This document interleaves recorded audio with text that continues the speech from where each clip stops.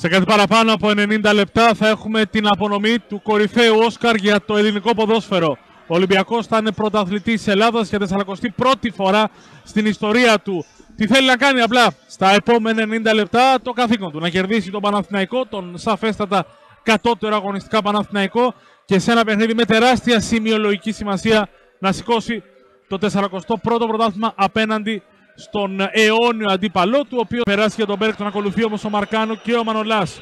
Ο Μπέρκ με τον Μαρκάνο, ο Μαρκάνο ωραία τον έχει καλύψει, προσοχή, το σουτ, γκολ για τον Παναθηναϊκό με τον Πράνιτς.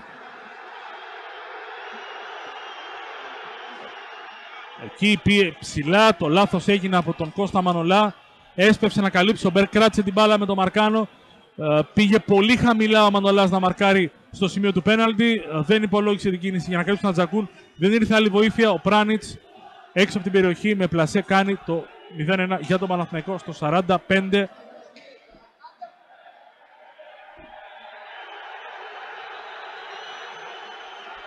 Παίκτες του Παναθηναϊκού οι οποίοι σιγά σιγά πηγαίνουν προς το δικό τους μισό του γηπέδου.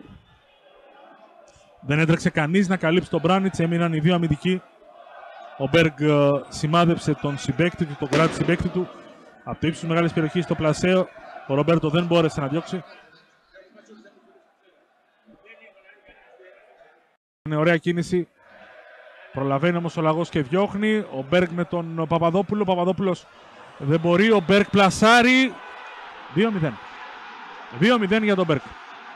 2-0 για τον Παναθηναϊκό. Ο Παπαδόπουλος δεν μπόρεσε να βάλει εκεί την κόντρα. Ο Μπέργκ κάνει το 2-0 στο 22. 0-2 για τον Παναθηναϊκό.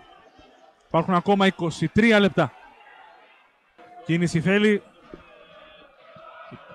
Και όχι απογοήτευση από κανέναν. Η βαθιά παλιά του Αβραάμ.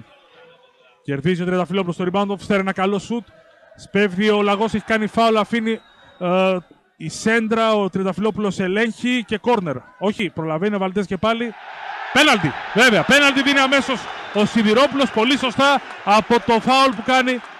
Από το φάουλ που κάνει όχι, εδώ πέτυχαν το. Όχι, όχι. Πέναλτι όμως, στεκόμαστε στο πέναλτι. Όχι, ένα μπουκάλι βρήκε τον. Ο Μίτσελ πηγαίνει προς τον Αναστασίου. Καθαρό πέναλτι, ο Ολυμπιακός μπορεί να γυρίσει το παιχνίδι. Το φωνάζω από την αρχή. Πέναλτι. Ο Μίτσελ πηγαίνει αμέσως στον Αναστασίου. Γιατί έπεσε ένα ποτήρι με καφέ. Τον βρήκε στο πρόσωπο. Έπεσε αμέσως κάτω. Ο Μίτσελ έσπευσε εκεί. Ο Μίτσελ ξέρει τι σημαίνει ο Ολυμπιακός, τη σημασία. Να δείξει ότι η ομάδα δεν έχει κανένα ρόλο. Πέναλτι με τον Τσόρι. Και σιγά μην το χάσει ο Τσόρι. Ο Παναθηναϊκός προηγείται με 0-2. Ο Ολυμπιακός τώρα μειώνει με τον Τσόρι και πάει για το Όσκαρ ανατροπής. Τσόρι ξεκινά για το Όσκαρ της μεγάλης ανατροπής. Τσόρι! Out!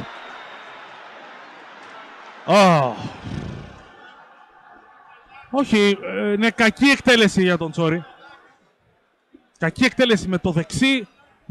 Η μπάλα πάει προς το δεξί παραθυράκι. Out αρκετά. Αλλάζει τίποτα από την εικόνα του Ολυμπιακού. Σε αυτό το διάστημα. Γκολ με τον Αμπέιντα. Είναι δυνατόν. Όχι, εδώ είναι δυνατόν. Εκτέλεση φάουλ από τα δεξιά. Η μπάλα περνά, σκάει μπροστά από τον Ρομπέρτο και πάει στη γωνία. Όχι, αν είναι δυνατόν. Αυτό είναι. Όχι. Εκτέλεση φάουλ από τα πλάγια. Και ο Αμπέιντ με το. Σημαδεύει με το τόξο. Κάνα αηδίες τώρα. Σίγουρα ο Παναθηναϊκός παίρνει τη νίκη της χρονιάς, ίσως και του αιώνα.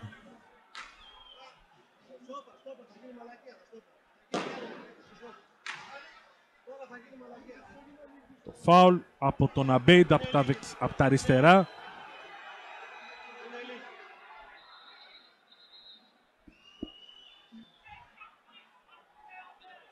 Ο Καπίνο αρνείται να πάει στο τέρμα του. Εντάξει, τώρα το παιχνίδι δεν γυρίζει, οπότε θα δώσουν και show. Δεν πρέπει ο Ολυμπιακός σε καμία περίπτωση να επιτρέψει να δει αυτός ο Ολυμπιακός είναι πρωταθλητής Ελλάδος. Δεν θα είναι σήμερα, θα είναι ίσως την άλλη εβδομάδα στην Τούμπα. Και Μην ξεχνάτε ότι είναι η ομάδα που παίζει στα ημιτελικά του κυπέλου και πολύ πιθανώς στα προημιτελικά του κυπέλου πρωταθλητριών. Δεν πρέπει κανείς να επιτρέψει αυτή η ομάδα να σταματήσει τη διαδρομή της, να αμαυρωθεί μια συγκλονιστική πορεία φέτος. Όλα αυτά τα συγκλονιστικά παιχνίδια που έχει δώσει δεν πρέπει πουθενή λόγο να πάνε στα χαμένα.